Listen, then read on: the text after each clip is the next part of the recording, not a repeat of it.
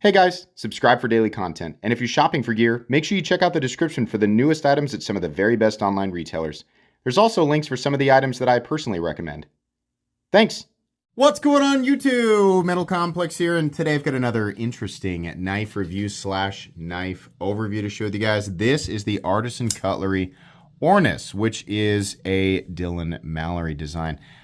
Beautiful titanium and sand polished S90V, all coming in at a very reasonable price tag, all things considered. Thank you so much to Artisan Cutlery for sending this in. I will link it down in the description. It does help my channel when you use those links, but that's entirely up to you. Thanks to my patrons for supporting me. Please make sure to follow me on Instagram at metal_complex and on TikTok at the_metal_complex. Let's go ahead and get a measurement of this knife. Overall length of the Ornis is coming in at a cool 8 inches. Blade length, 3.5 inches.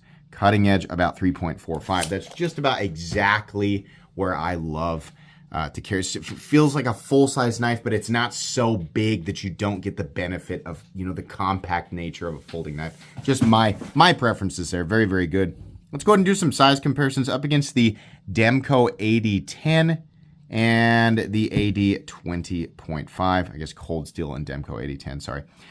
It is kind of right in between, but it's slimmer.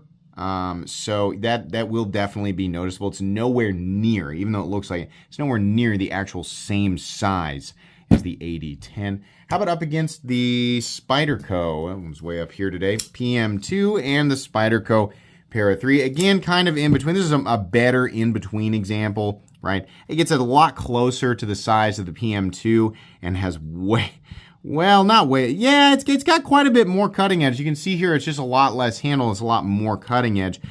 It still kind of feels in between, but it's going to be heavier than the standard PM2 because this is full titanium.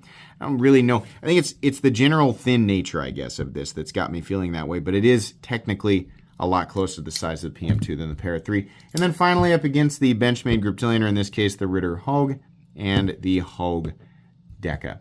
How's the action on this knife? Well, much like many other Dylan Mallory designs, it's just really good. And Artisan Cutlery does a great job with their current button locks. This one has great geometry and is not going to disengage under normal use. Of course, if you consider normal use to be swinging the spine of this blade like a baseball bat into a solid surface, it will probably disengage. So to people who know how to use a pocket knife and what you should be using pocket knives for, you'll probably be just fine. Other people, maybe not. It just depends on how you use a pocket knife. This locks up plenty fine for me.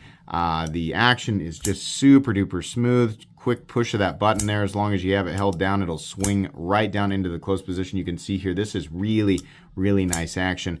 Very much enjoy it. Very natural feeling. And the access to this hole right here, giggity, is plenty open. So if you want to do your forward thumb flick, it's fine. Honestly, I think the reverse flick feels a lot better, but just really, really good. Let's go ahead and do carry profile. So thickness up against the Spyderco Para 3. It's actually a decent amount thinner. Length and height up against the PM2 and Para 3. This guy in the pocket folds up to a nice, reasonably compact size considering it's like a full-size 8-inch knife. That's about right at 8 inches is where I start calling it a full-size knife, right? So I don't want to get that definition confused with anybody, right? A lot of people would say the Cold Steel Espada XL is a full-size knife. Okay. Here on this channel, 8 inches, that's what I call full-size. So definitely a little bit longer than the Para 3, but not by much, and still not quite as tall. And honestly, it feels quite a bit more compact than the PM2. Let's go ahead and do a hardware check. I'm going to get out my tools. As per usual, my tools are very inexpensive and very recommendable. You can find them right down in the section of my description that talks about the tools I use in this channel. I think this is all going to be T8. T8 pivot. And we got the T8, yeah, everything except for the pocket clip screws, which is fine. So very, very easy to disassemble and maintain if you want to. As long as you have the right tools for the job, you should be good to go. Let's go ahead and weigh it, which would be much easier if I had my scale. There we go. So the weight on this guy, and by the way, materials, titanium S90V, and no milling for weight reduction, which is something that Artisan Cutlery actually does quite a bit. The overall weight, though, is still not anything crazy, 3.67 ounces, which is actually really great considering the blade is 3.5 inches. So ratios are very good. Still, though, I would venture to guess it's a little butt heavy. Just slightly, not really that big of a deal. Let's measure the blade stock thickness and get into the meat and potatoes here, because this is a pretty straightforward review, honestly. The blade stock thickness, let's get her zeroed out there. There we go. This is a pretty darn thin blade. Yeah, for sure. All right.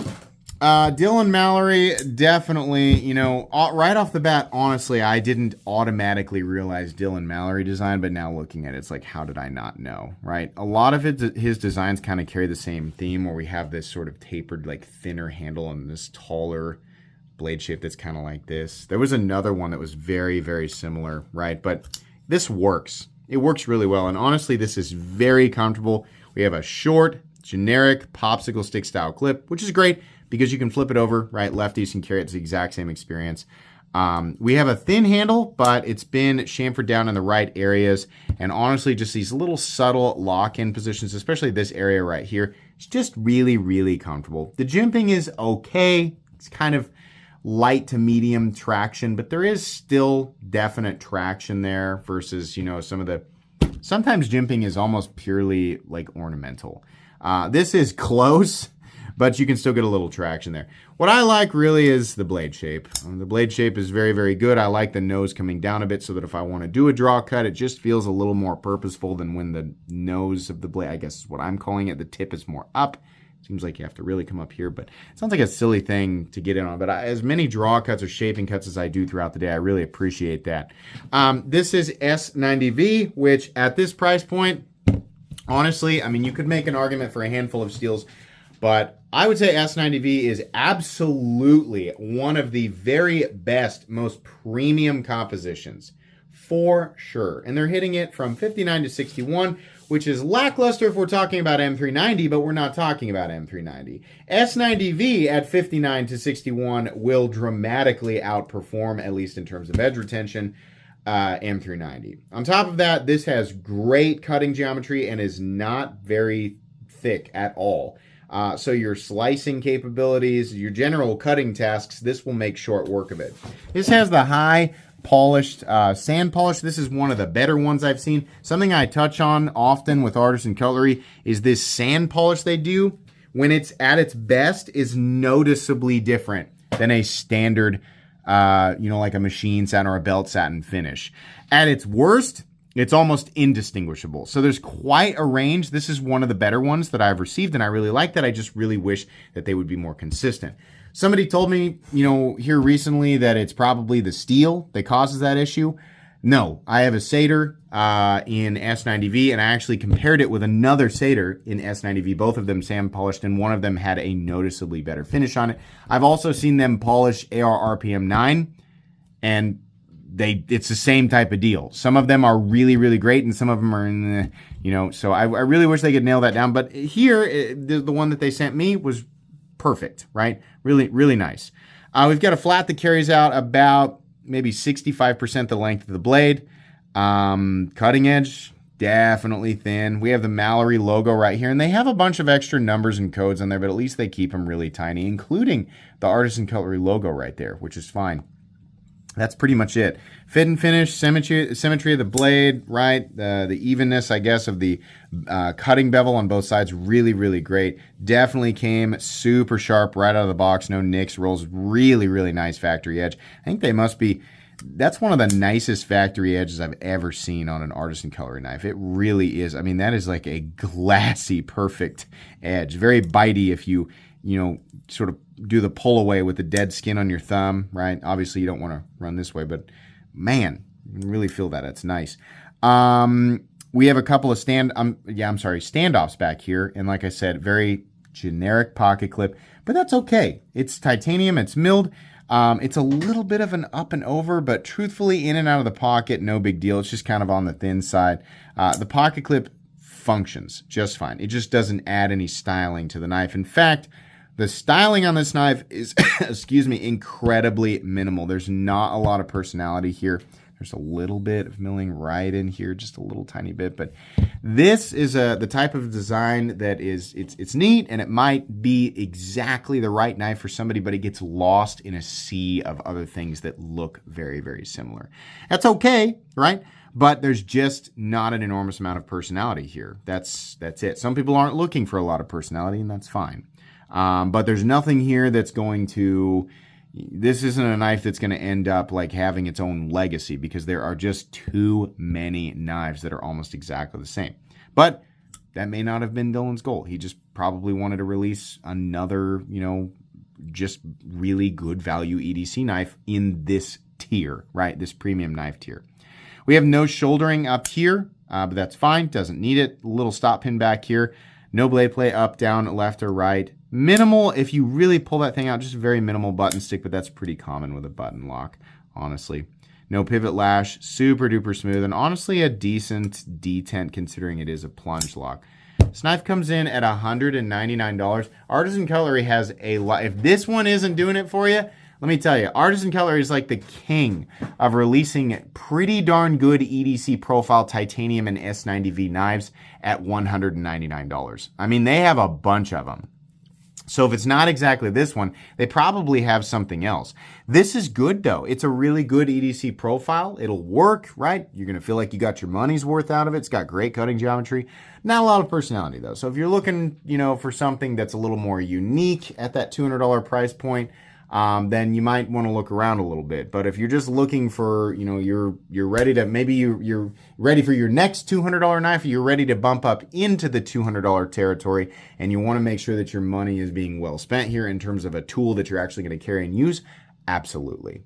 In a generic sense, for people, wanting to spend that type of money, if you want my opinion, comparing and contrasting with hundreds of other models out there, yeah, I generally would recommend this knife. Obviously, if you are not familiar with this price point, or you're kind of learning a little bit, then spend some time, at lower price points and kind of figure out exactly what you want. There's a lot to enjoy out there, but at this price point, yes, this is generically, or generally speaking, a very recommendable knife. So it's going to go in my most recommended knives playlist. I think that most people will really enjoy it. Absolutely. Like I said, it'll be linked down in the description for you guys to check out if you want to. Please make sure to follow me on Instagram at metal_complex and on TikTok at _metal_complex. If you enjoyed this video, leave a like. If you'd like to check out my other content, I do, of course, have lots of videos of knives that are either expensive or inexpensive that I do or don't like, so check those out. And if you enjoy all my content, go ahead and click on that Metal Complex logo right there and subscribe, because there's definitely more coming. Thanks again for watching, everybody, and have a great day.